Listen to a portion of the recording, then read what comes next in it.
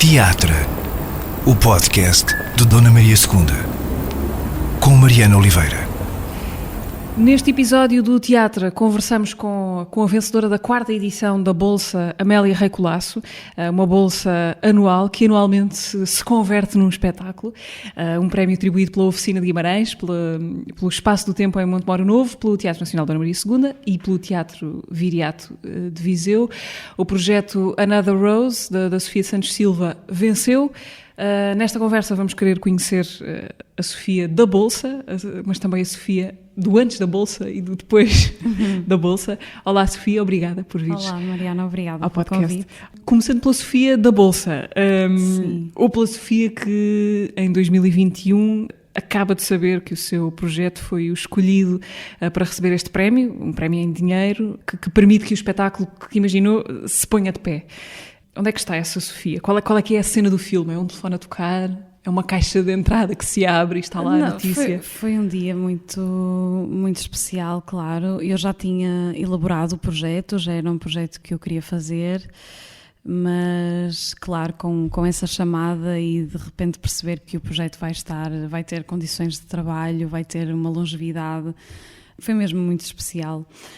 E o momento da chamada, esse dia... Normalmente é sempre mais normal do que imaginamos, não é? Sim, porque foi tudo muito rápido.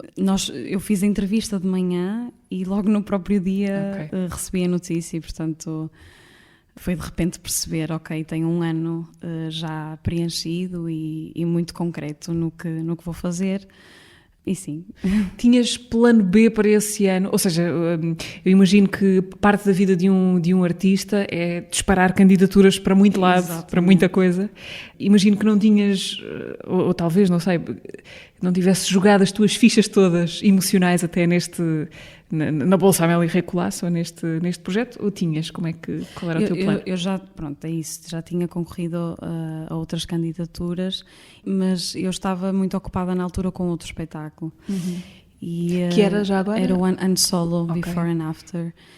E mesmo no envio desta candidatura, é isso, nós estamos sempre à procura de financiamento, mas como eu estava muito ocupada com outro projeto, eu estava quase a estrear esse espetáculo e até foi o meu produtor que disse, olha, hoje é o limite para tu enviares para a Amélia Rei Colasso. E eu, a Amélia Rei Colasso, então tive que parar o ensaio para enviar a candidatura, portanto estava muito ocupada no espetáculo anterior. E portanto, de repente é um bocado insólito, eu queria, obviamente, seria o projeto seguinte, mas nem me lembrei da Amélia Rei Colasso, foi muito em cima da hora. Foi um obrigado especial para esse produtor, para o teu produtor. O Mário Sarmento Oliveira, que me tem acompanhado agora, muito recentemente em todos os projetos. O Another Rose, e é importante dizer aqui que nós estamos a conversar bastante tempo ainda antes da estreia, portanto ainda haverá muito espaço para ele se transformar. O Another Rose, o espetáculo que se estreia aqui no Dona Maria II em final de junho, é um espetáculo que propõe um diálogo com um grupo de mulheres ativistas na Índia, um grupo chamado Gulabi Gang. Quem são estas mulheres, Sofia? E como é que sabes, primeiro, que elas existem e depois o que fazem e o que estão a fazer nesse quase outro lado do mundo, não é?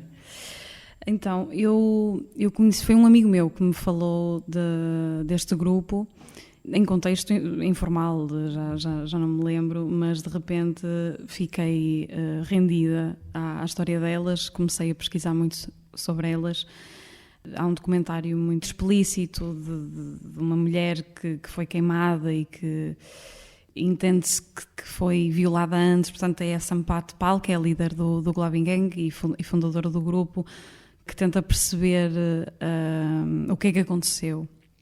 O Gulabi Gang é uma força de resistência das mulheres contra regime que acompanham casos em que a mulher é vítima, mas dentro daquela mentalidade e de opressão social é sempre identificada como uma culpada e, portanto, o Gulabi Gang atua nessa justiça, nesse compromisso de não... Nós vamos arranjar aqui toda a informação necessária para as autoridades atuarem de forma correta Pronto, porque a Índia tem muito, que é isto que me intriga, é muito ligado ao tradicionalismo, há uma base de costumes muito vincados em que não acompanham a própria lei. E eu acho que o Gulabi Gang é uma resposta a esta problemática. Nós não queremos, nós não podemos viver segundo uma base de costumes instituídos. Não, a lei tem que ser a força maior para se fazer justiça. E então, pronto, começa aqui, nesta questão muito, muito clara de que a mulher mais rapidamente é culpada de tudo. Se bem que a lei, imagino que nem sempre esteja do lado delas, ou seja... Pelas pesquisas que nós temos vindo a fazer, sim, diz lá igualdade de género, liberdade... Nisso é muito parecido com a nossa, mas sim, a prática está muito mas longe. Há um fosso muito grande entre a mentalidade e a lei e a Constituição. Para mim foi muito, digo isto, fascinante ver o Gulabi Gang estar no pior território da Índia em termos de pobreza, de acessos, que é em Uttar Pradesh.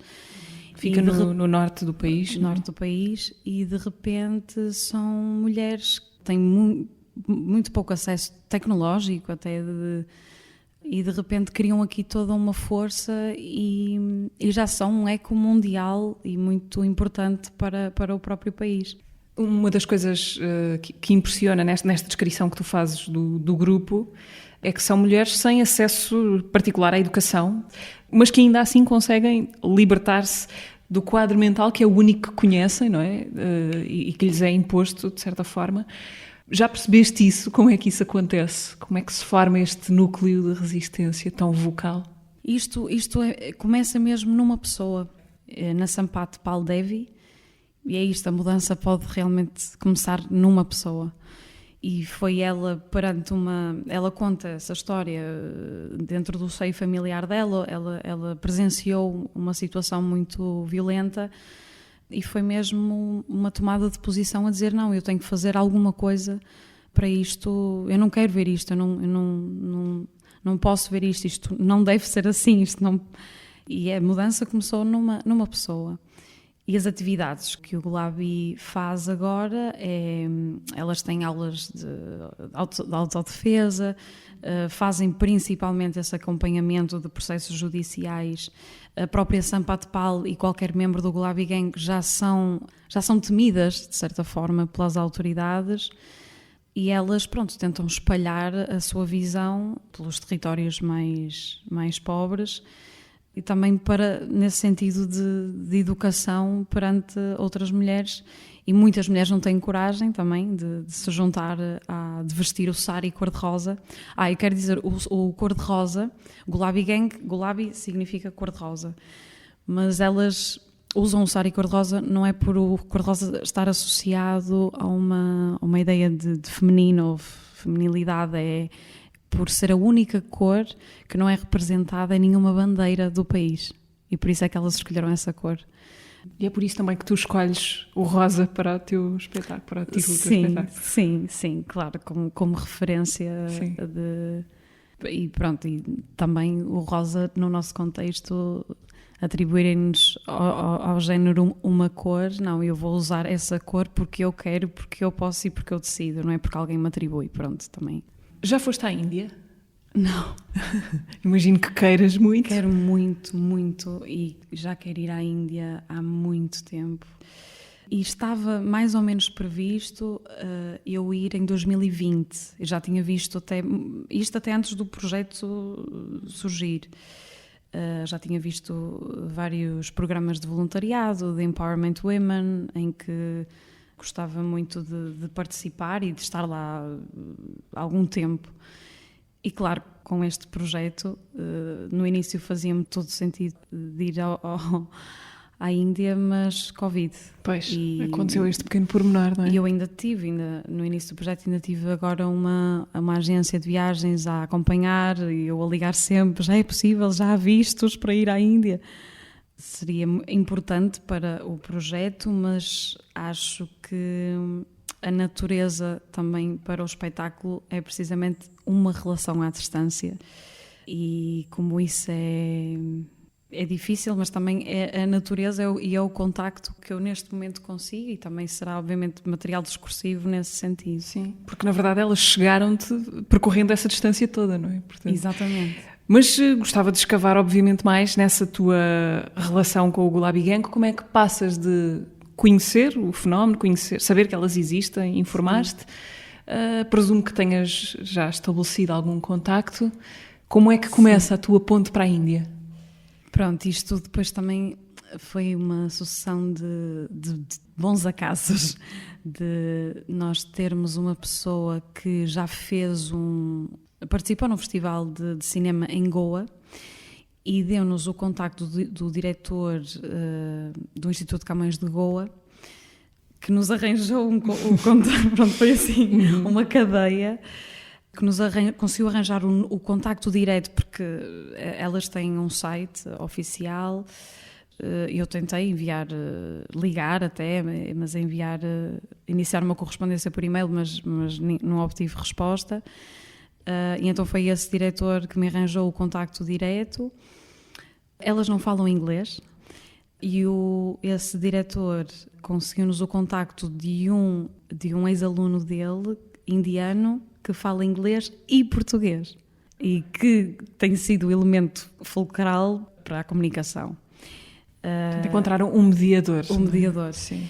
E foi insólito o primeiro momento em que nós estávamos em Guimarães, o Raul Kari estava em Nova Delhi e a Sampath Pal estava em Banda, que fica a 10 horas de Nova Delhi. Portanto, estávamos os três no Zoom. Sim. E tem sido assim a dinâmica dos nossos encontros. E nas últimas sessões tivemos a oportunidade de conhecer mais mulheres ligadas ao Gulabi Gang.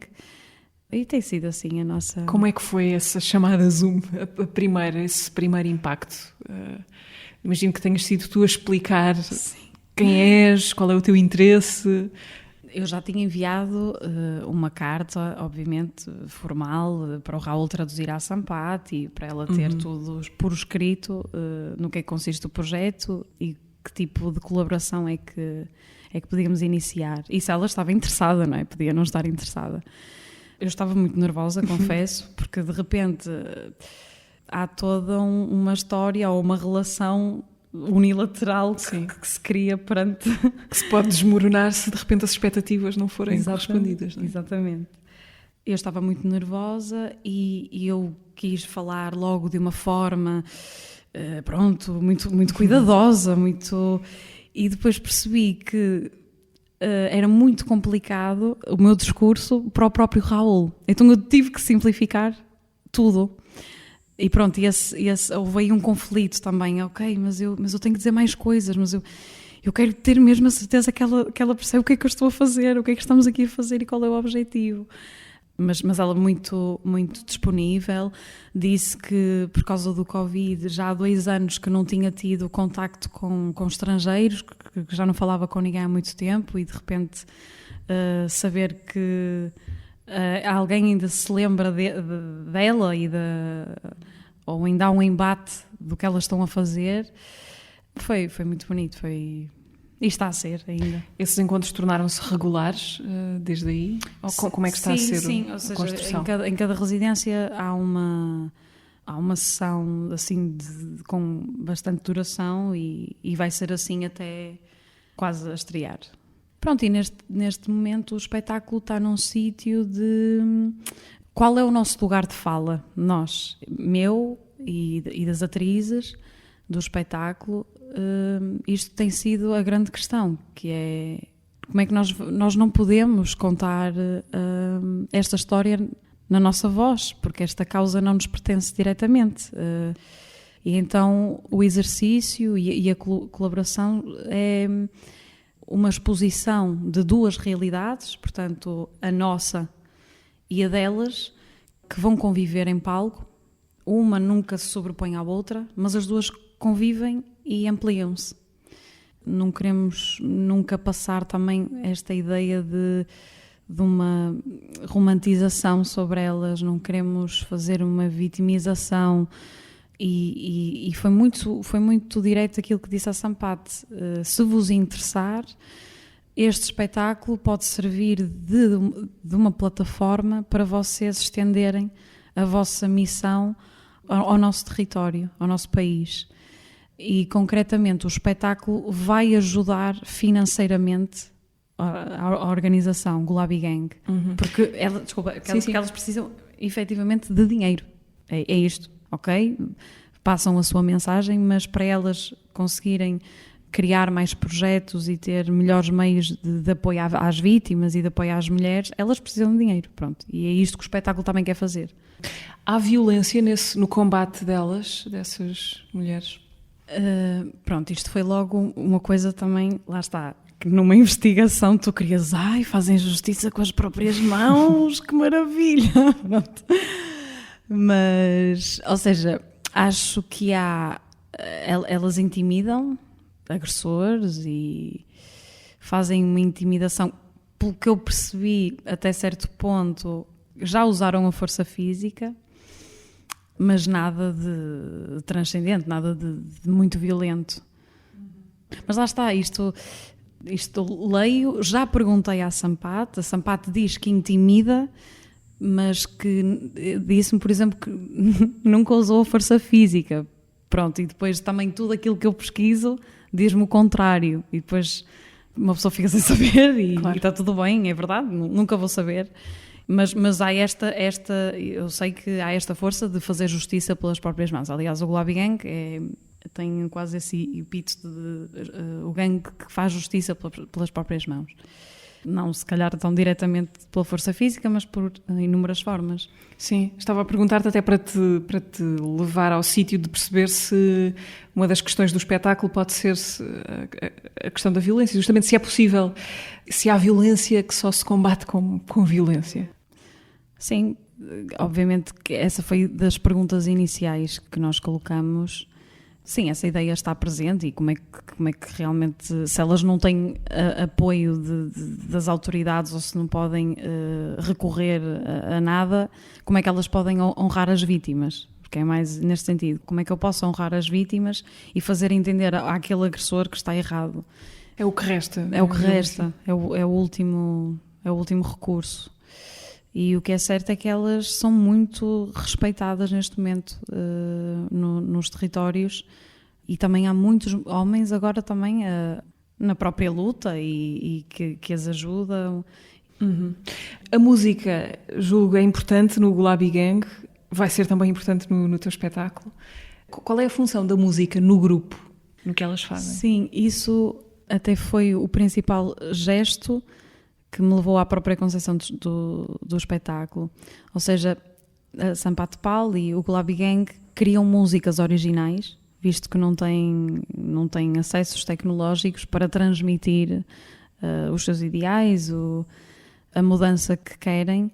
Então apropriam-se da música para andar de terra em terra a transmitir essa mensagem de resistência e de luta.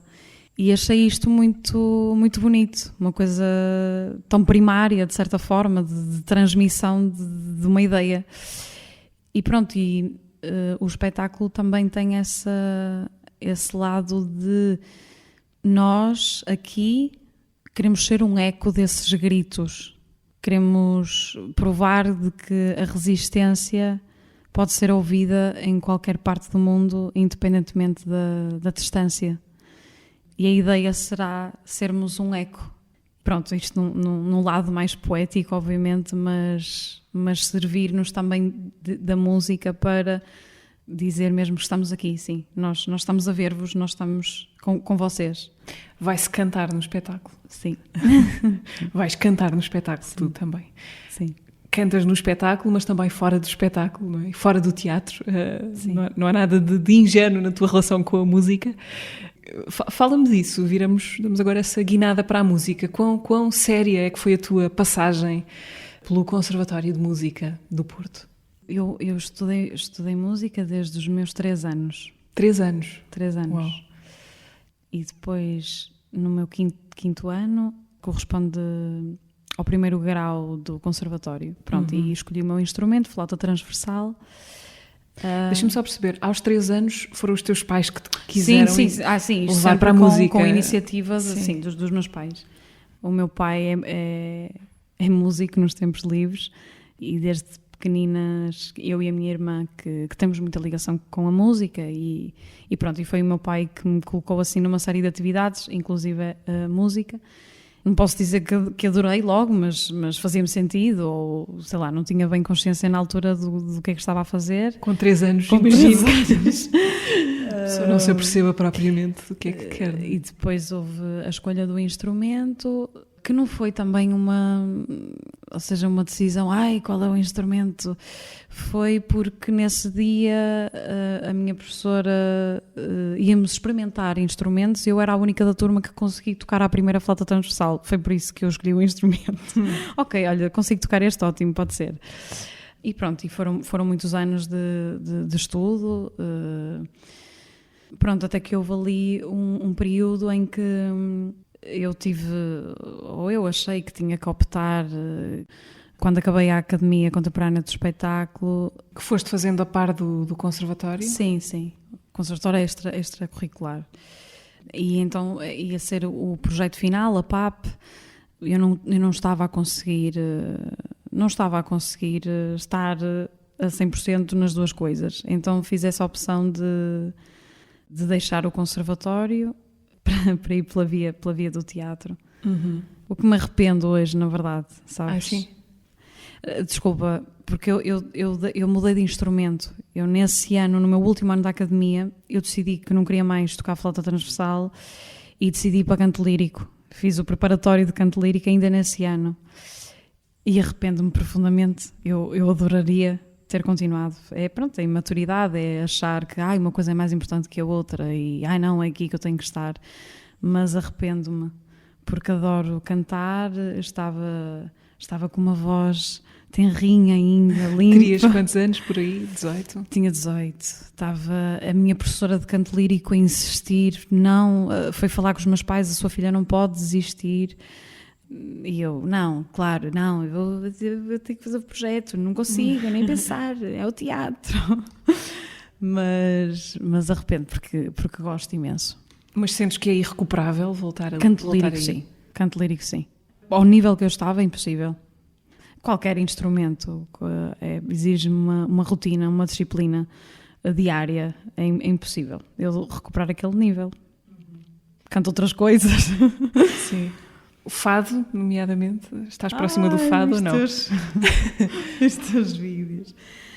Olha, pronto, eu sempre fui cantando em contexto de espetáculos, na escola, durante a minha formação, pronto. Tenho essas valências, sim. Mas nunca consegui separar. A música é uma coisa e o teatro é outra. Não, e nem nunca apostei nada só musical, só na música. Que é uma coisa que eu agora quero fazer. Mas apostar só na música? Uns tempos. Porque voltei a cantar por causa do confinamento. No confinamento, infelizmente, tive que voltar um período para casa. Infelizmente, mas infelizmente porque não tinha trabalho. E então tive que ir para a casa dos meus pais e o meu pai toca, sempre tocou. E então começámos a fazer vídeos de arranjos musicais a músicas que eu e ele gostávamos e de repente acho que houve uma procura das pessoas, por favor façam mais, cantem mais. Pronto, e parece que houve aqui quase um regressar à música e quer dizer, estou a assumir que canto nas redes sociais, uma coisa que eu nunca fiz. E começou aí, ou seja, agora já por causa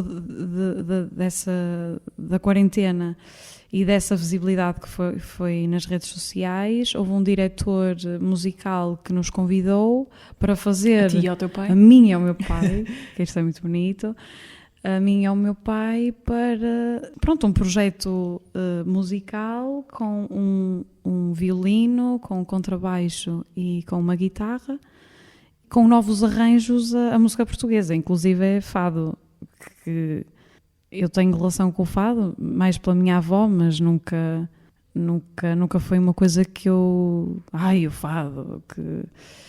Gosto muito de observar cantores, eu gosto muito de técnica de canto. E pronto, e comecei a experimentar o fado, mas não sou uma cantora de longe, uma fadista convencional e nem me assumo dessa forma, é impossível. Para ti é mais potente estar em palco com a música, a cantar, a tocar, ou como atriz? Onde é que a tua sensibilidade abana com mais violência? São 2 palcos, não é? É um palco na mesma. Sim, mas não consigo.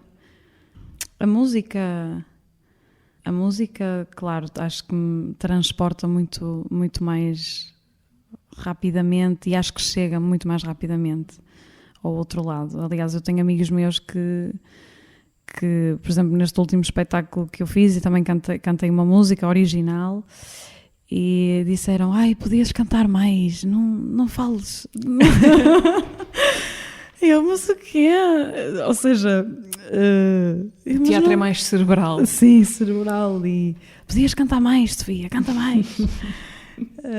Mas na minha relação, acho que é... Não consigo. Claro que quando estou a cantar é outra linguagem, é outra postura, são outros problemas também racionais, não é? Porque como é que a voz chega, dinâmicas, sei lá. Imagino que o facto de seres atriz e música te tenha feito encaixar que nem uma luva no espetáculo Carta, da Mónica Calha, estreada aqui no Dona Maria II no ano passado. Foste uma das intérpretes, das muitas intérpretes da Carta. Como é que chegaste ao espetáculo? Foste à tal audição que abriu? Sim, foi a audição. Que procurava músicas, penso eu, instrumentistas. Sim. E foram 2 semanas as audições. E eu já não pegava na minha flauta transversal para aí há 9 anos. E de repente entro numa sala em que tenho instrumentistas profissionais. E claro, fiquei um bocadinho em pânico na altura, pronto. Mas essas semanas serviram para a Mónica passar o repertório e fizemos uma série de exercícios mais físicos. Depois o Martim Sousa Tavares veio ajudar-nos a aprender a 7ª Sinfonia de Beethoven e eu já estava em pânico porque há coisas que não se esquecem, claro, mas a minha não tinha tanta rapidez. Com passos X, não sei o quê. E eu sempre assim a olhar para o lado, e ainda por cima tínhamos que tocar os excertos de cor. Isso para mim, eu não vou conseguir. Pois não havia partituras. Não havia partituras. Portanto, se para mim já era difícil ler uma partitura, com a facilidade delas, para mim decorar fiquei um bocadinho em pânico, claro. Mas foi a experiência da Carta é uma odisseia completamente. Desde o início e a digressão internacional que já tivemos. Passaram na Bélgica? Sim, em Antuérpia, sim. Em Valência, e eu não consegui ir a Cádiz. Tinha outro espetáculo e não consegui. E pronto, em princípio acho que vai continuar o espetáculo. Uhum. Mas é sempre um espetáculo muito, muito mutável, para mim foi muito interessante colocar-me nesse sítio. Sou um híbrido, não sou um instrumentista, mas também não era esse o objetivo, aquilo não é um concerto do Beethoven, é um encontro com aqueles objetos, com aqueles instrumentos, e nós estarmos em grupo, ouvir-nos e sermos o apoio umas das outras. E claro, e estar em situações de limite e de cansaço, e como é que mesmo assim suportamos essa tensão e essa união entre todas. Para mim é um espetáculo belíssimo e de resistência, e também nós estreamos aqui no Dona Maria, nós íamos ficar aqui uma semana. Foi em janeiro, foi janeiro, não foi? Em janeiro. Pouco tempo depois fechou tudo de forma ainda mais trágica do que no ano anterior. E ainda conseguimos fazer 2 sessões e de repente foi toda a gente para casa. Mas ainda conseguimos estrear.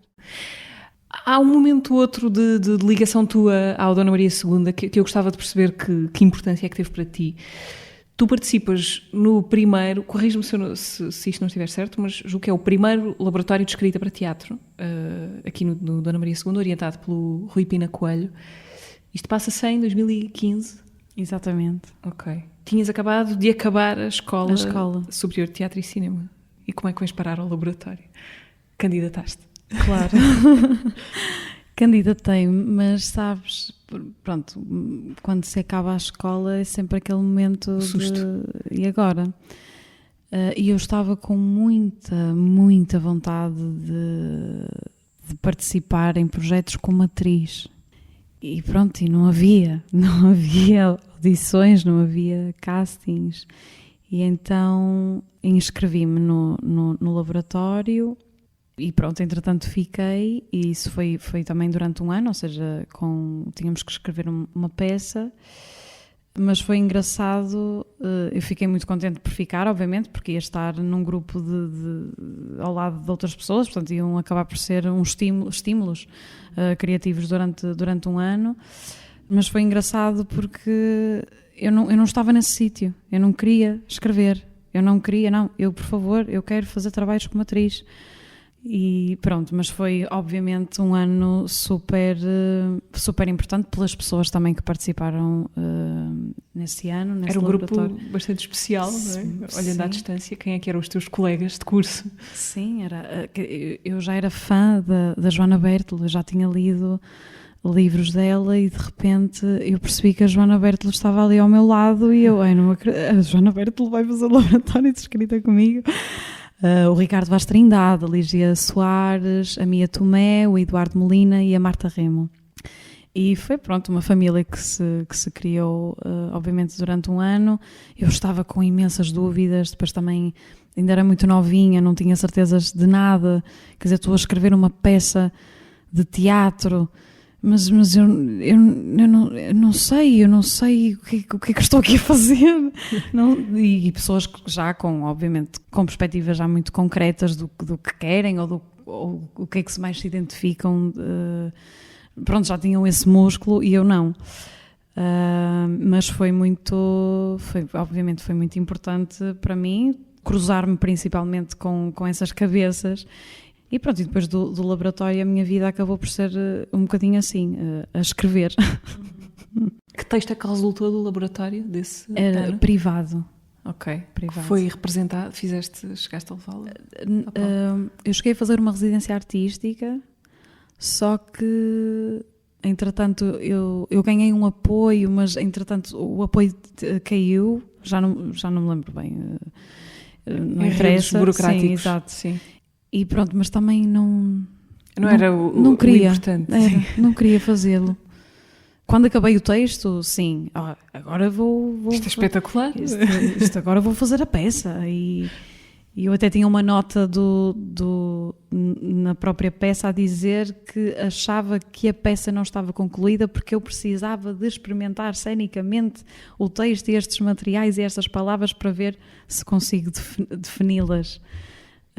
E então, pronto, claro que quando terminei tinha a vontade de fazer, mas depois da residência, e pronto, também o apoio caiu e não, ok, é isto. Vamos seguir para outra. A outra, ou não sei se foi logo a seguir, mas mais ou menos 2 anos depois desse laboratório, escreves uma peça chamada Uma Ferida, que acabou também por estrear aqui no teatro, uns anos depois, no ciclo Recém-Nascidos, em 2019. Tu escreveste a peça, mas a criação foi assinada por um tal de Coletivo Retorno, entretanto extinto ou em pausa? Sim, formalmente extinto, mas sim, obviamente ainda muito amigos. Ninguém se chateou? Não. E somos pares, continuamos a ser. Isso foi numa altura muito, muito específica e muito bonita, em que eu tive muitos esses amigos, o Golinho, Mariana Magalhães e Joana Coelho Cunha, que vieram morar para Lisboa. Portanto, teus amigos do Porto? Do Porto, atores que estudaram comigo na Academia Contemporânea do Espetáculo.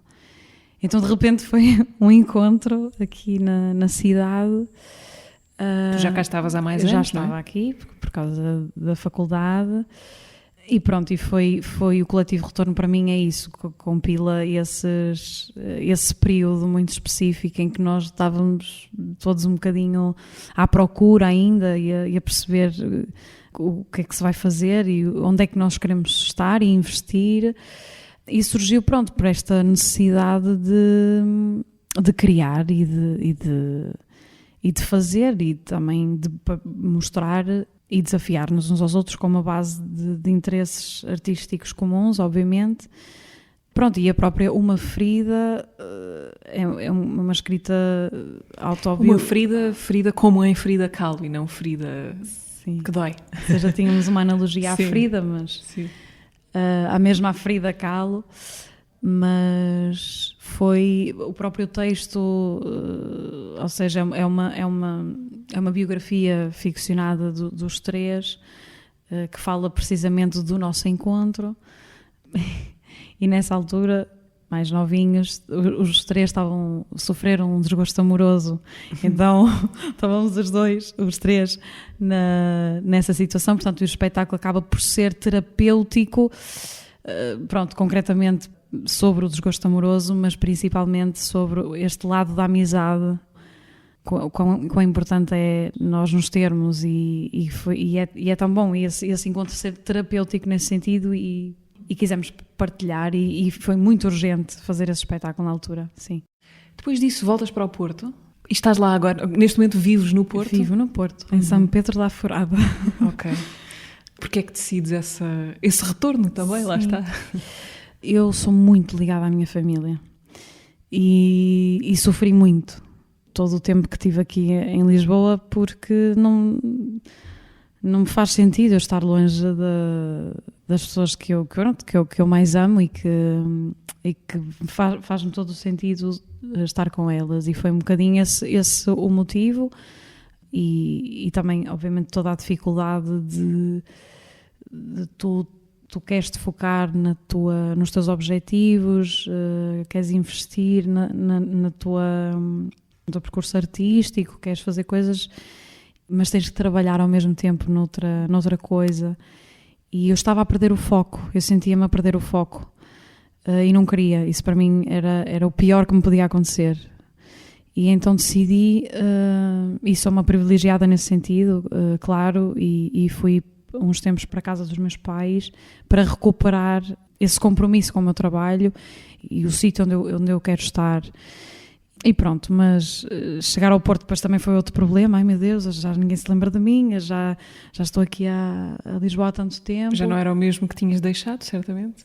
Sem dúvida, mas pronto, acho que também eu também venho muitas vezes cá a Lisboa, por isso já tenho muitos laços, tanto num sítio como num outro, por isso, mas morar prefiro no Porto. São as vantagens também de termos um país minúsculo aqui. Exato, e é super perto, andar por em isso. Trânsito. Sim. Sofia, tens redes sociais? Sim. Qual é a tua relação com elas? Olha, não sei porque é que vem essa pergunta. Então vamos já dizer, vem à boleia do espetáculo, já falámos aqui dele de passagem, do Ano Solo, onde tu paras para pensar, no fundo, sobre os digital influencers e como essa ideia de influenciadores digitais se espalhou entre nós. O que é que te afligiu ou inquietou nessa proliferação de influenciadores digitais? Que a pandemia e o confinamento vieram agravar ou empolar. Agravar é uma boa palavra, e foi aí. Os influencers, digital influencers, já é uma coisa de há alguns anos, mas acho que desde os últimos tempos tem acontecido mudança de paradigma gigante no consumo e na relação que tu estabeleces com as redes sociais. Parece que há uma espécie de monocultura à volta do Instagram, e a minha pesquisa no projeto foi muito debruçada sobre o Instagram, que é a rede social que mais cresce exponencialmente e que tem influência muito direta, há muitos estudos sobre isso, nas pessoas, ou seja, condiciona concretamente comportamentos, atitudes, padrões, e interessava-me perceber e relacionar-me com isso. Ou seja, eu acho que sempre tive uma atitude nas redes sociais muito, muito, muito passiva, muito, não era ativa, não colocava muita coisa, se calhar agora começo a colocar mais sobre o meu trabalho, mas tive que passar por um processo em que tive muito tempo no Instagram para este projeto. A seguir muitos digital influencers, porque isto é, os digital influencers, tu tens pessoas que já têm uma popularidade por si, ou seja, são celebridades, são músicos, são atores conhecidos ou cantores conhecidos, mas o que me interessava era este fenómeno das pessoas que do nada se tornam um modelo a seguir nesta dinâmica de tentarem corresponder a um ideal de beleza ou de linguagem em que te leva a olhar para a pessoa e a considerá-la realmente alguém importante e que tem muito para dizer e que...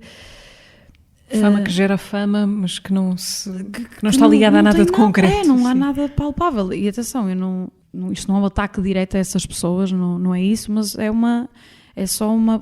foi necessário para mim uma paragem no tempo para perceber o que é que estava a acontecer, que depois isto também toca em vários sítios, quer dizer, na minha profissão enquanto atriz, eu agora vou a um casting e perguntam-me quantos seguidores é que eu tenho. Ou seja, isto acaba por ser realmente muito concreto na nossa realidade. E nós, pronto, no lado artístico, pronto, isto começou-me a intrigar e a chatear. Ou seja, interessa mesmo essa autoprodução que tu fazes de ti próprio. E quais são os moldes dessa autoprodução? Tu queres dizer o quê? E pronto, isto depois para a mulher, ou a representação do feminino no Instagram também foi toda uma questão para mim. Os corpos Instagrammable. Claro que há, obviamente, muitas ativistas e muita gente a desmistificar isto, não é?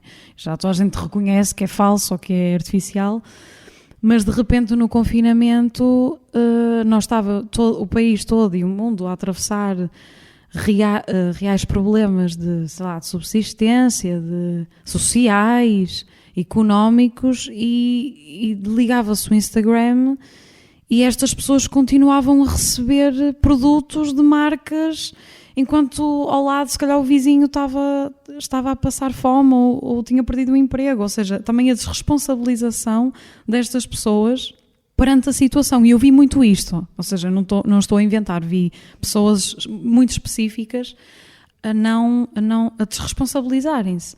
Então, se tu tens um público tão grande e tão diverso, tu tens que ter responsabilidade naquilo que tu vais publicar e naquilo que tu vais dizer. E eu vi imensa gente que era indiferente, pronto, estava na sua bolha, estava no seu sítio privilegiado e continuava a receber tudo e mais alguma coisa. E pronto, isto intrigou-me e chateou-me, confesso, e então decidi fazer um espetáculo que parte desta investigação. Falei também com uma especialista de marketing, ou seja, há também realmente na própria ideia de marketing, os digital influencers e o Instagram mudou o paradigma mesmo, até na própria abordagem ao marketing. E pronto, e comecei uma investigação nesse sentido, comecei a seguir imensa gente, portanto depois eu consumi muito Instagram, muito, de uma forma até doentia. Depois tiveste que fazer ali um período de desintoxicação. Sim, consumi mesmo muito. Houve uma altura, estava constantemente a perceber, porque era... E depois torna-se um vício. Depois também tu crias uma relação com essas pessoas que começas a seguir. E tu vês o dia-a-dia daquelas pessoas a toda a hora. E depois, obviamente, no confinamento, as pessoas sentiram sempre esta necessidade de publicar ainda mais, dizer que estão a fazer alguma coisa. E pronto, então pensei num espetáculo que problematizasse isto tudo, mas não queria um formato de lecture performance em que eu partilho a minha investigação. Não, eu queria criar uma ficção. Ou seja, falar do problema ao contrário. Criar uma personagem que defende o narcisismo como a sua ideologia e a melhor ideologia, e que está a dar quase uma espécie de TED Talk a um público, para o público fazer exatamente como ela, porque ela é que é... o anonimato não serve para nada. Nós temos que nos expor, e esta é a melhor forma de atuar no mundo. É nós conseguirmos controlar a nossa imagem perante o outro. Pronto, horrível, mas foi por aqui. Achas que detectas na tua geração uma espécie de medo de não estar nas redes, presente nas redes. Quase um estar por obrigação, com medo de que, se não se participar do circuito, ninguém sabe quem somos, o que fazemos. Achas que há essa? Sem dúvida. Eu própria sofro disso. Reconheço. É isso, porque já é uma coisa que parece já tão instituída. Tem de ser. Que é isso, se tu não mostras, ninguém te vê, mas tu também não sacas informação, ou porque aí está, muito em conversa, não é? Sei lá, de amigos, toda a gente fala, olha, viste o que é que ele publicou? E pronto, e muitas conversas surgem também daqui, deste consumo das redes sociais. E atenção, o meu espetáculo não é uma crítica. Não, um desvincular, não estou a dizer às pessoas, deixem as redes sociais, não é nada disso.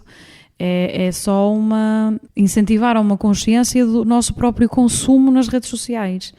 E pronto, mas acho que sim, isso respondendo à tua pergunta, acho que há muito esse medo e há muito esse receio de não pertencer e de não saber. Por outro lado, as redes sociais têm coisas maravilhosas também, obviamente. Claro. De partilha de situações em que pessoas que podem ter voz, pessoas que podem denunciar, mostrar o que está a ser escondido. Portanto, obviamente há todo um lado positivo também nas redes sociais. O Ano Solo ainda está por aí? Esteve há pouco tempo, não foi? Sim, esteve no CAL, nos primeiros sintomas, e pronto, e agora não posso mesmo, vou descansá-lo um bocadinho, porque Tens mais que fazer agora. Tenho mais que fazer. Sofia, vamos parar aqui um minuto para recapitular o episódio passado do teatro. Conversámos com o Afonso Cruz, em ligação remota até ao Alentejo. Eu passo uma boa parte do dia a ler, eu passo a maior parte do dia a ler. Tenho uma profissão privilegiada porque gosto muito dela.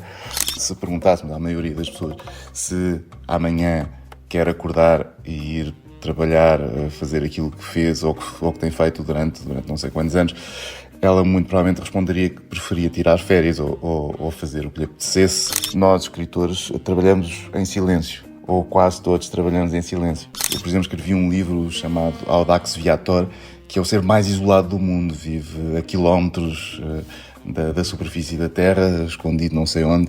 É uma boa imagem, uma boa metáfora para a solidão ou para o isolamento. Uma criança ainda não tem história, ela não fez a sua história, mas um velho, sim, tem sempre uma história. Pode ser muito trágica, pode ser muito feliz, mas há uma história. Fisicamente, nós não encontramos coisas velhas feias, ou seja, uma casa com 100 anos não é feia, já não é feia. Houve uma proposta, depois não foi aceita pelo cliente, por uma marca de cervejas, em que o headline era precisamente Jesus Cristo via cerveja. Afonso Cruz foi convidado do último episódio do Teatro, que podem recuperar em alguma destas plataformas: Spotify, YouTube, SoundCloud, Apple e Google Podcasts. Queria pedir-te uma sugestão de qualquer coisa que quisesses deixar-nos como indicação para fazer, ou ler ou ouvir, o que quiseres, claro, nos próximos tempos. Então, no processo do Another Rose, este livro tem sido um pilar muito importante na investigação, que é As Mulheres Invisíveis, da Caroline Criado Pérez, que mostra-nos como é que um mundo largamente construído por e para homens ignora as mulheres, não é? em vários aspectos. E acho que é um livro muito incrível, que a proposta dela é: querem ver como há desigualdade, e então ela apresenta só factos. É maravilhoso e aconselho. E pronto, e queria só um álbum incrível de soul que o meu pai me mostrou a semana passada, mas eu estou viciada, é dos anos 70, do Billy Paul, e é um álbum que se chama War of the Gods. É maravilhoso. Toda a construção, e varia muito, é muito surpreendente a música, feita nos anos 70. Ok, portanto um disco e um livro, das sugestões da Sofia Santos Silva. Tenho agora para ti uma pergunta de alguém de quem já falaste aqui também, o Martim Sousa Tavares, que faz a direção musical, que fez a direção musical do Carta, onde participaste, e que faz a direção musical do teu espetáculo, do Another Rose, que se estreia em junho. Ora então, diz o Martim. Olá, Mariana e Sofia, espero que estejam bem. A minha pergunta para a Sofia é muito simples. Já a vi a tocar em palco, em várias funções. Vejo-a agora assinar uma peça em nome próprio, a fazer pesquisa, a ganhar imensos prémios. E gostava de perguntar como é que se pode ser tão boa em tanta coisa. No fundo, como é que se consegue chegar tão fundo de formas caleidoscópicas, ao invés de simplesmente afunilar numa única coisa e tornar-se especialista nisso. Beijinhos. Daqueles elogios que a pessoa apetece meter-se num buraco. Que incrível, Martim. Eu acho que seja a minha... que ele está a dizer em várias direções, mas acho que a minha vida toda foi...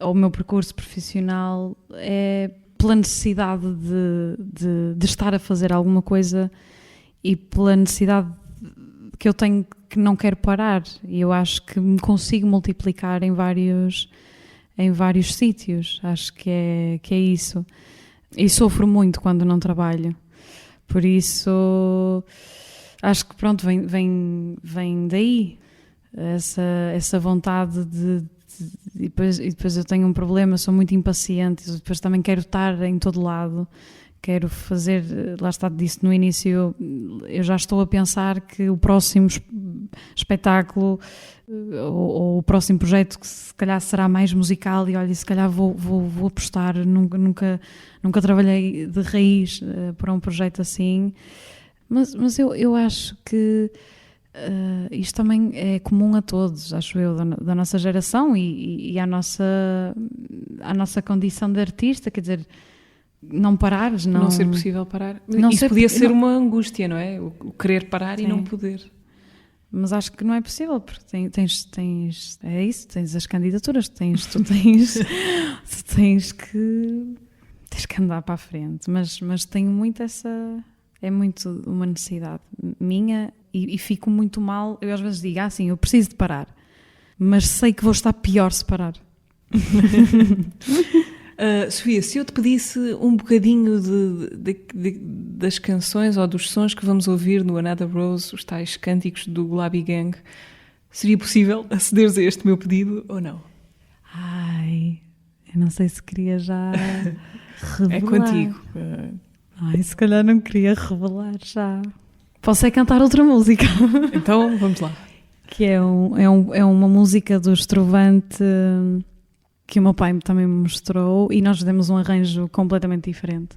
A música é muito bonita. Pronto, é um poema muito, muito bonito.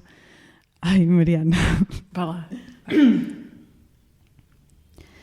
Quando eu morrer, batam em latas, rompam aos saltos e aos pinotes, façam estalar no ar chicotes, chamem palhaços e acrobatas,